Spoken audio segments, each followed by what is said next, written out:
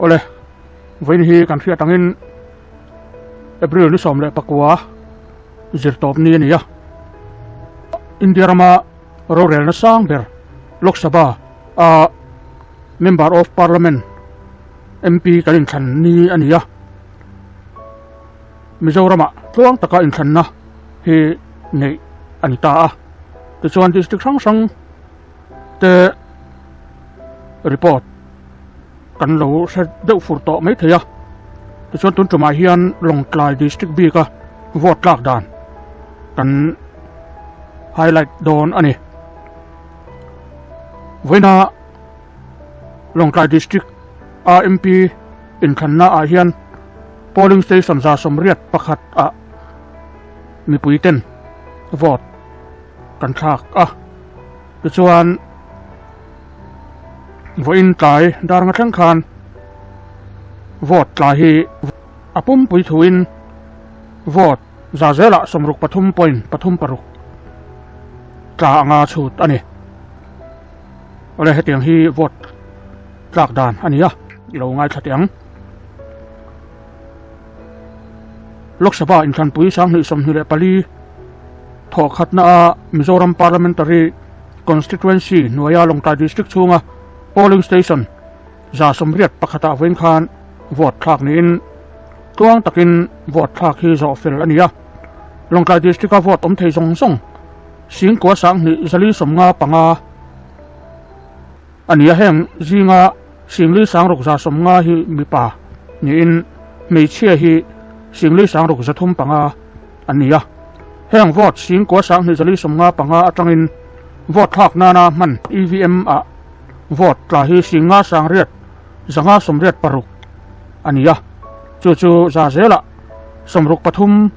point pathum paruk atla anga chut ani Longtlai district chunga polling station za somriat pakhata hian jingdar sari atangin vote thak tan ania vote thak chungin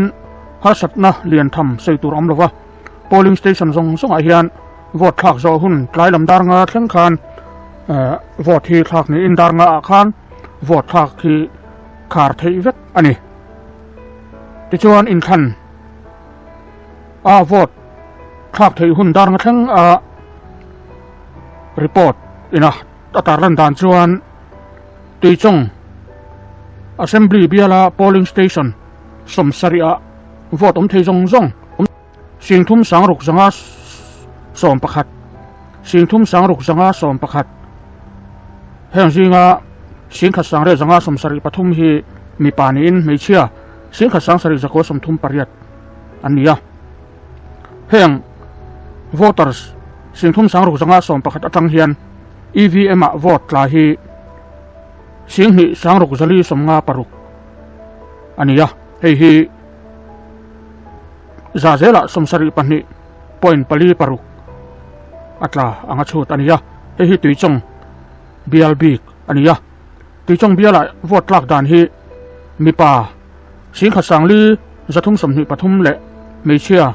singkhat sangni za somthum pathum anni tuchon Longtlai West biala polling station somruk le pakwa vote thei zong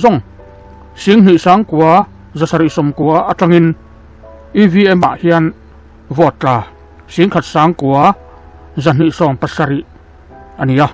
hi za zela somruk pali point panga pakhat ani Longtlai West BLB ka vote ka atanga singkhat sangli zakwa somthum pakhat hi mipa ania meichia singkhat sangli zare somnga pakwa ten vote an thak bok ani Longtlai West BLB ka hian vote la atanga sangkwa zare somsari panga hi mipa ania meichia sangkwa zathum somli le pani anni michina kanan seitong khan vote Longtlai West BLB ka vote la song kha singkhat sangkwa zanhi som pasari ania vote song hi singhi sangkwa zasari som kwa ani bok ani Longtlai East BL polling station somli le pania vote song singhi sangruk za somnga le pali ania voinia khan EVM vote tla hi singkhat sang ni zakwa som pathum sing khat sang ni zakwa som pathum ania chu mipa sangruk zali somruk pariat ni in meichia sangruk zali somli la panga te hian vote an thak ani atlang puithuin token jing kara khan long tai kho puichung polling station sang te theyang angin kan tlo kuala vote thak hi MLA te ang le VC kan hanin than te ang ani lem lova mi pui hian kan ngai sak tok lo miang o ti ngai tuana aumani polling station sanga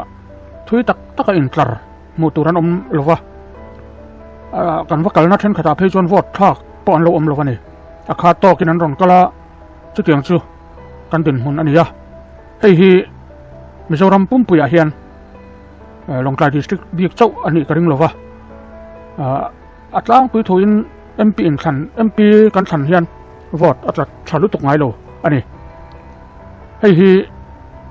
official te thiam lo ani lova mi pui te thiam lo ani ya inzirtirna le vote thak tura ngin na te po official atangin voi tam tak veng chung information mai ka tang te po awania chanchin bulama te po tun social media po vote thak tura in som na hi na sa taka the dar ani heti chung hian mi pui te hian MP thang tura vote thak hi kan ngai poi mo lo hle mai achan hi zong don tai la pu tur tam tak om thei ome ruwa lo om pakhat chu MLA te kan hanin than anga sum leng wak a om ve lo awang hian tam tak chuan hei hi kan ngai poi mo lo chan ni te point alang bok ani in thang ram kan ni ya chuta chuan democracy rama chuan mi pui te hian poi mo em a chan chu lal kan than ate ram ro rel tu atana siam tu te kan awang hian mi pui kan poi mo em ani chuwang chuan MP ani emo MLA ani emo VC ani emo local council ani emo in than na hrim a hian vote thak a hi mi pui kan ti tur ani ti hi kan hriat a poi mo em chumi ti lo tling thei tur chuan ke mani po hun kan lo in siama kan lo in bo sai lok a poi mo em ani then khat chu an ngai poi mo alom om mani khua mani vote nei na huna an kal tranga chutiang chuan mani in seng sowin an chanvo vote thak ti lo tling turin an chuak ani an fakom khop maya tam takaro chuan nuchuna kan seng khan sumleng vak te ong velem lo wangin kan ngai sak lo khop mai hei hi mi zo mi pui te hian kanin enchian apoi mo em ani kan la in thang zelanga kan la dam zel te po ani chuan ho vote thak hi ingai pui mo ram teng uti kha chim khi pui YouTube channel kal tlang hian kan hanin som ani vote thak ma khan vote thak turin he channel kal tlang hian kan hanin som to bok ania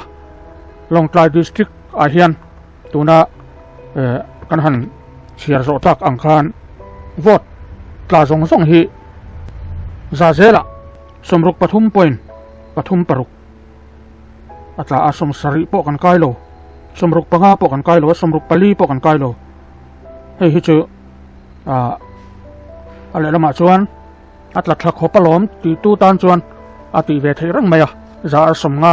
azat ve kan pela amai ro chu atlang puin atla thalo ani za a somriat kai tur kan lo in bei sei deuh ania tia tongkam leng waka te po chutiang te chu kan niang chu mo ti te soirik tian oma hetiang hi kan din hun ani ta ang po ni sila kan len thlang zel dona chu huna chuan mi puiten kan chan vo vote thak hi kan uar apoi mo em ani ti kha kan han soinan le ani